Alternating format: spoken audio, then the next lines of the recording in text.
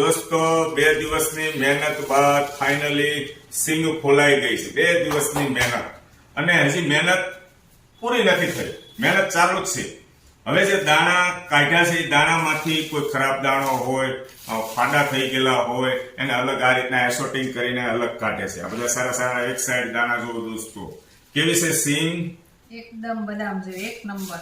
માલસિકા ગામની સિંગ છે દોસ્તો, 66 નંબર માલસિકા ગામ, 66 નંબર સિંગ। ઘણા ખરા મિત્રોએ કીધું હેતલ કુમાર તમે આ લાંબો ટાઈમ રાખી શકશો? ત્યાં આપણા ફેસબુકના મિત્ર છે બાબા વિનુભાઈ, એને પણ મને કીધું હતું હેતલ કુમાર તમે આ લાંબો ટાઈમ તમે આ સિંગને સંગ્રહ કરી શકશો, સાચવી શકશો, કાંઈ નહીં થાય।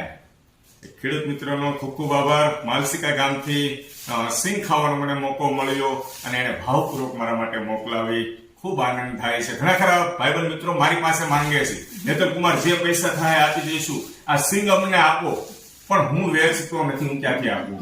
મને માલસિકા ગામથી ભાવપૂર્વક બાબા વિનુભાઈએ મારા માટે મોકલાવી છે। ખૂબ સરસ સિંગ છે આ 66 નંબરની સિંગ। તો અમે તો પહેલી વાર ખાઈએ છીએ।